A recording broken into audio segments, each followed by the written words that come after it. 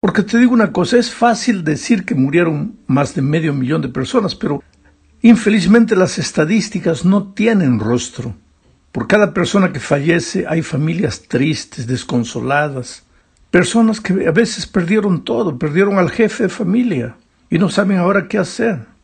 Pero infelizmente esta vida y las adversidades que encontramos en el día a día parece que nos enseñan a ver a las personas como simples números.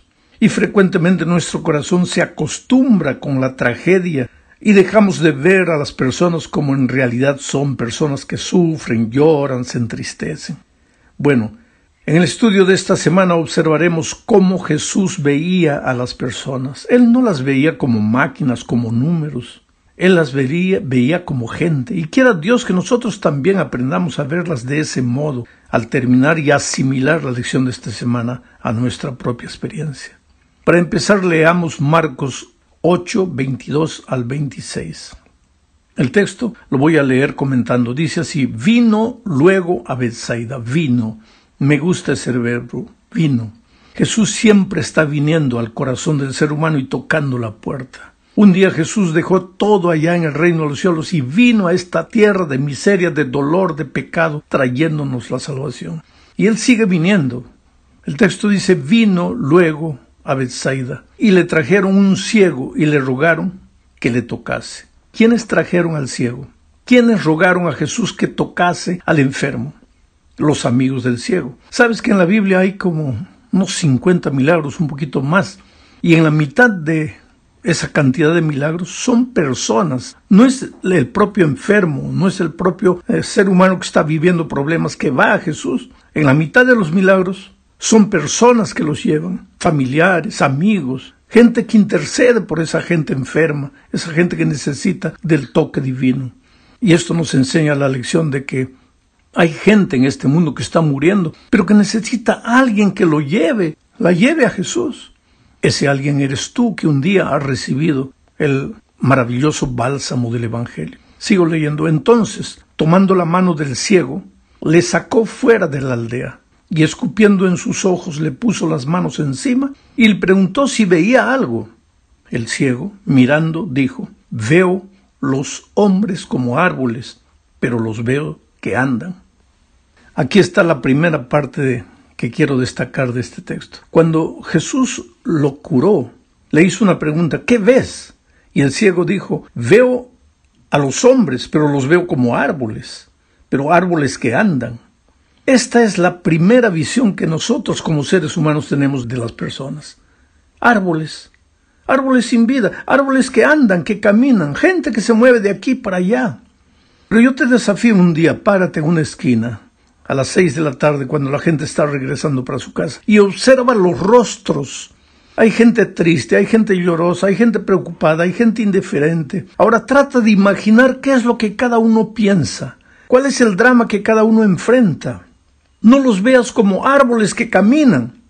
Trata de verlos como seres humanos. Sigo leyendo el texto. Luego le puso otra vez las manos sobre los ojos y le hizo que mirase, y fue restablecido y vio de lejos y claramente a todos, y lo envió a su casa. Interesante, cuando Dios llega a nosotros, cuando en la persona maravillosa de Jesucristo llega a nosotros para curarnos del pecado, nuestra primera percepción de la humanidad es árboles que caminan, árboles sin sueños, sin alegrías, sin tristezas. Pero cuando somos totalmente curados del pecado, empezamos a verlos como seres humanos que sufren. Y ahora viene la misión, porque el texto que acabo de leer termina diciendo: y lo envió a su casa. ¿Por qué a su casa? Porque el testimonio de un amigo, de un familiar, de un conocido es más poderoso que el testimonio de un desconocido. Claro, si tienes la oportunidad de predicar el Evangelio a desconocidos en la calle, tocar puertas, hazlo. No hay ningún problema en eso. Pero si quieres tener éxito, si no quieres que las personas te rechacen, te echen la puerta en la cara, busca a la gente que te conoce. Hazte amigo de las personas. Habla, testifica del amor de Cristo a tus vecinos, a tus compañeros de trabajo, de estudio, a tus familiares. Bueno, vamos a la segunda parte de este estudio. Aquí veremos la experiencia de la mujer samaritana. Para entender mejor lo que sucedió en este incidente, es necesario explicar que los samaritanos y los judíos no se podían ver. El problema no era tanto con los samaritanos. Para los judíos, los samaritanos históricamente era gente que no merecía la salvación. No sé si te acuerdas que un día los discípulos de Jesús le dijeron: ¿quieres que hagamos llover fuego del cielo para consumir a esta gente? Se refería a los samaritanos. En otra ocasión, los discípulos sacudieron el polvo de sus sandalias para no pisar más la tierra de los samaritanos. Entre ellos había una rivalidad religiosa histórica. En la opinión de los judíos, los samaritanos era gente que no merecía la salvación. Ahora, dicho esto, leamos el texto, Juan 4, 3 al 5. Salió de Judea. Nuevamente me impresiona el verbo salir. En el texto anterior que leí, comenté el verbo venir. Ahora encuentro aquí el verbo salir. Jesús tuvo que salir del cielo, venir a esta tierra para encontrarnos. Jesús, antes de irse, le dijo a sus discípulos: por tanto, id por todo el mundo, predicad el evangelio. Para ir tienes que salir. Y Jesús no predicó solo con la palabra, sino con su ejemplo. Él salió. Entonces el texto dice: salió de Judea y se fue otra vez a Galilea. Y le era necesario pasar por Samaria. Esto es interesante y te voy a explicar. Judea estaba localizada en el sur. Galilea estaba localizada en el norte. Para ir de Judea a Galilea había que pasar por Perea, que mayormente era desierto. En línea recta eran más o menos unas 20 kilómetros aproximadamente. Pero cuando los judíos se dirigían de Judea a Galilea, en lugar de ir en línea recta, ellos se iban hacia la derecha, subían por el desierto de Perea, por el desierto, y cuando calculaban que ya habían pasado Samaria, ahí volvían para la izquierda. ¿Por qué? Porque no querían pisar la maldita, entre comillas, tierra de los samaritanos. Ese era el preconcepto que tenían. Entonces un día Jesús decidió ir de Judea para Galilea. Y los discípulos se extrañaron. ¿Por qué no hace lo que todo judío hace? ¿Por qué no se desvía por el desierto de Perea? Pero ahora el texto dice: salió de Judea y se fue otra vez a Galilea y le era necesario. En la palabra original griega le era compulsivo, tenía que hacerlo, no podía dejar de hacerlo. Era como una obligación moral, espiritual, tenía que ir. ¿Por qué? Porque tenía que pasar por Samaria. Tenía que pasar por Samaria. ¿Y por qué? Porque en Samaria había una mujer despreciada.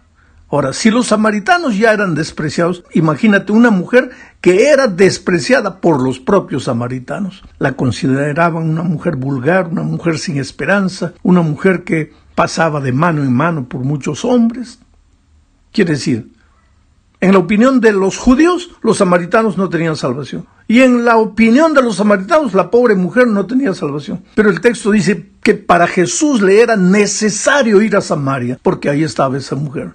¿Por qué? Porque Jesús no ve a las personas como nosotros las vemos. A veces no solo vemos a las personas como árboles sin vida que caminan, no. A veces las vemos condenadas. Nosotros las condenamos a la muerte. No, para ese ya no hay salvación. No, ese ya se fue demasiado. No, ya no vale la pena más orar por ese, porque para ese ya no hay perdón. Oh, querido, bendito Dios, que nuestra salvación no depende de la opinión de los seres humanos. No depende nuestra salvación, ni siquiera de nuestra propia opinión. Porque yo siempre digo que si nosotros tuviésemos que juzgarnos, nos colgaríamos de un madero, porque nuestra propia opinión no merecemos vivir, porque nadie nos conoce mejor que nosotros. Y sin embargo, Jesús jamás vio a alguien condenado. Él te encuentra en la vida como piedra bruta, pero no te ve como piedra bruta, sino como el diamante precioso que llegarás a ser un día, transformado por su amor. ¿Cómo quisiera yo tener esa visión? De mirar a las personas en la más extrema situación, pero verlas como lo que pueden ser, transformadas por el amor de Jesús. Vamos a la tercera parte. En la tercera parte de este estudio veremos el manual divino de la testificación. Me refiero a la propia Escritura. Nosotros a veces buscamos manuales escritos por hombres de cómo testificar, cómo ganar a un amigo para Cristo, cómo llevar a un pariente para Cristo. Pero la Biblia es el mejor manual. Vamos a leer Juan 1, 35 al 42 y voy a ir comentando. Dice, el siguiente día, me gusta esa frase, el siguiente día. Siempre hay un día siguiente. Si no has hecho lo que deberías hacer hasta hoy, hay un siguiente día para que hagas las cosas como deben ser. Si no has testificado todavía, hay un siguiente día para que testifiques. Si no les has hablado del amor de Cristo a tus amigos, a tus familiares, hay un siguiente día para que lo hagas. Al siguiente día, dice, otra vez estaba Juan y 2 de sus discípulos, y mirando a Jesús que andaba por ahí, Juan dijo, he aquí el Cordero de Dios. Le oyeron hablar los discípulos y siguieron a Jesús. Esto es interesante. Juan tenía que predicarles el Evangelio a sus discípulos. Y cuando vio a Jesús, no les habló de doctrina, no les habló de teoría, simplemente les apuntó a Jesús y les dijo, he ahí el Cordero de Dios que quita los pecados del mundo. Y cuando Juan levantó al Cordero, ¿cuál fue el resultado? Y los discípulos siguieron a Jesús. Cuando tú te encuentras con una persona y levantas primero los conceptos doctrinarios, puedes creer que vas a tener poco éxito en la comunicación del Evangelio.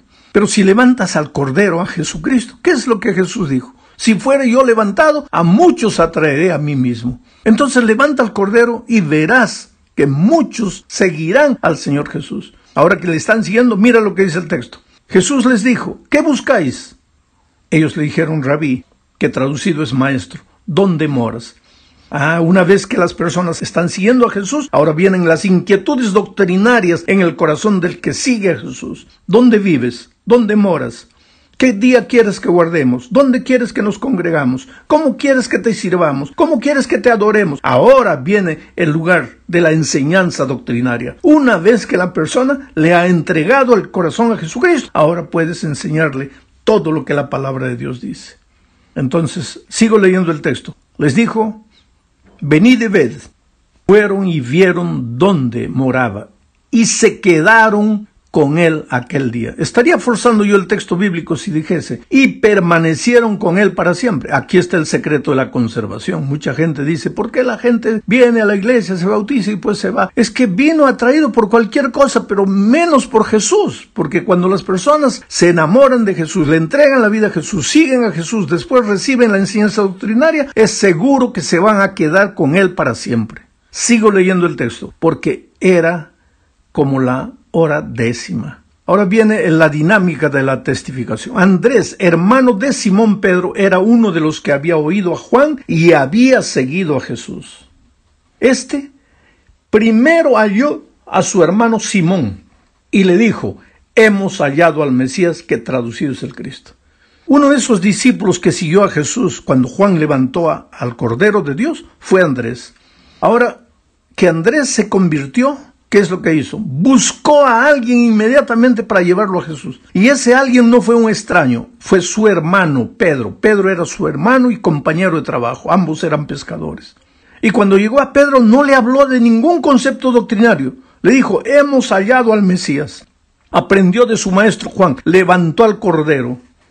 ¿Y qué sucedió? Lo trajo a Jesús. Y mirándole Jesús dijo, tú eres Simón, hijo de Jonás, tú serás llamado Cefas, porque quiere decir Pedro. En una frase Jesús describe su pasado, su presente y su futuro. Tú eres Simón, yo sé quién eres tú. Hijo de Jonás, yo conozco tu pasado, pero tú serás llamado Pedro, yo conozco tu futuro. ¿Quién hace eso? Jesús. ¿Y cuál es tu misión? Solo llevar al pecador a los pies de Jesús. Y Jesús se encarga de hacer lo que tú ni yo podemos hacer. En la cuarta parte hablemos de cómo lidiar con personas difíciles. Te digo una cosa, mira, no existen personas difíciles. Existen comunicadores inexperientes del Evangelio. Si quieres tener éxito en la comunicación del Evangelio, necesitas saber que los seres humanos son movidos a necesidad.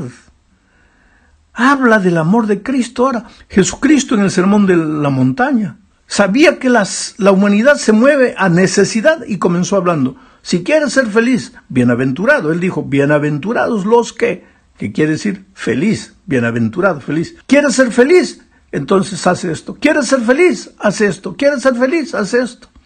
¿Acaso Jesús estaba predicando un sermón emocional? No. Él conocía al ser humano. El ser humano se mueve a necesidad.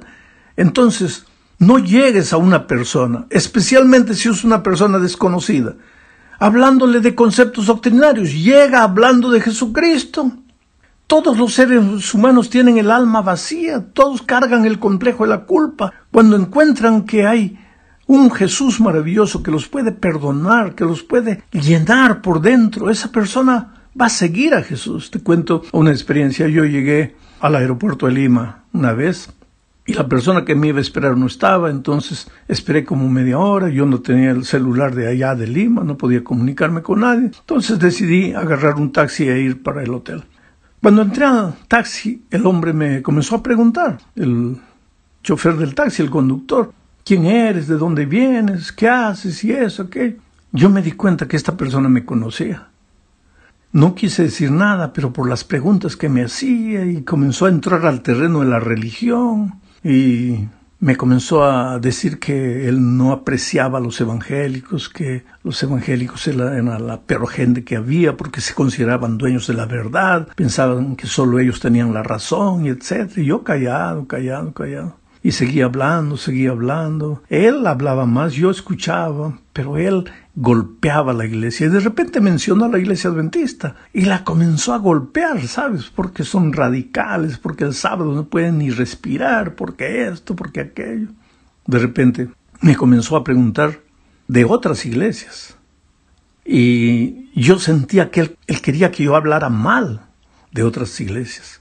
Y pues yo, por naturaleza y por lo que encuentro en la palabra de Dios, yo no trato de hablar mal de nadie. Presento la verdad como la palabra de Dios dice, pero no ataco a nadie, no golpeo a nadie, no ofendo a nadie, porque lo mínimo que yo aprendí de Jesús es a tratar a las personas con dignidad, con amor, con cariño, con paciencia. Pero esta persona me quería sacar, ¿sabe?, palabras ofensivas para otras iglesias. Y de repente yo le comencé a hablar del amor de Jesús, de la soledad del ser humano. Le dije, mira, tú como conductor de taxi debe haber momentos en que te sientes solo. A veces no tienes mucho trabajo, pero necesitas dinero. Yo creo que debes volver frustrado para la casa. Y en ese momento deberías acordarte que tienes un amigo maravilloso que Jesús conoce tu historia, conoce tu pasado. Y de repente el hombre comenzó a emocionarse. Yo le seguía hablando. Y él se emocionaba cada vez más. Y de repente me dijo, yo te...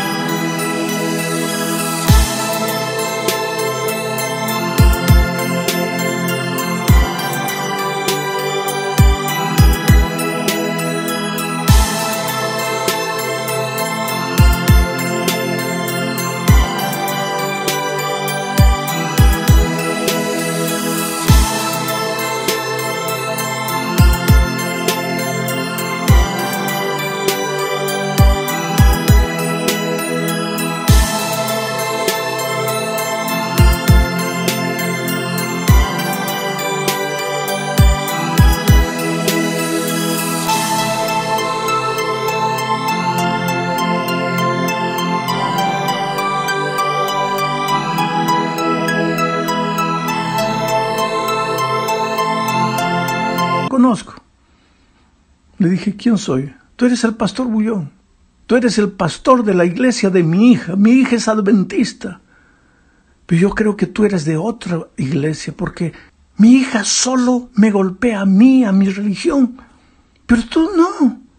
Tú hablas de otra manera. Tú hablas del amor de Jesús. Yo traté de provocarte para que atacases mi iglesia y tú no lo hiciste. ¿Cómo puedes ser pastor de mi hija? Ahí yo me di cuenta de una cosa. No es que esa chica, la hija de ese conductor de taxi, fuese mala. No, era una chica sincera y con toda sinceridad conoció la verdad, conoció el mensaje, conoció la doctrina. Llegó a la casa y comenzó a atacar la religión de los papás. Y con eso solo creó un muro Un muro que ahora ya no se podía trasponer. Y yo fui hablando, cuando llegamos a la puerta del hotel. Yo te digo una cosa, si hubiera habido agua ahí, yo lo hubiera bautizado. Porque ese hombre estaba ya listo a entregar su vida a Jesús. Entonces, querido, yo le pedí a ese hombre...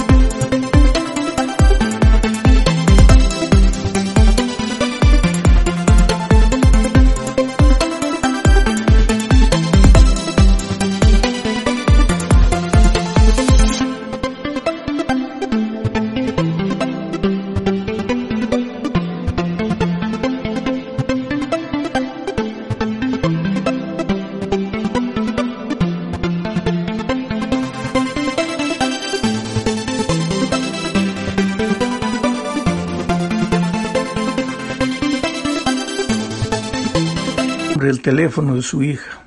Y después llamé a la hija y le dije, mira, yo te felicito. Me contó, había conocido el Evangelio hace un año, el mensaje hace un año, el primer libro adventista que había leído, El conflicto de los siglos. Y con eso llegó a la casa y comenzó a apalear a los papás por causa de la religión. Y pues solo creó un obstáculo. Entonces le dije a ella, mira, cambia de actitud, ama a tus papás. Respeta, ellos son sinceros en lo que creen. Le conté lo que conversé con él a lo largo del viaje. Y pues después salí del Perú, no tuve más noticias. Pero yo supongo que esa persona era tan sincera, ese conductor de taxi, tan sincero y tan bueno, que con toda seguridad lo vamos a ver en el reino de Dios. Quiere decir, hay mucha cosa que necesitamos aprender. Al final de nuestro estudio esta semana, y ya me prolongué demasiado, nos enseña la lección que debemos aprovechar cualquier oportunidad para predicar.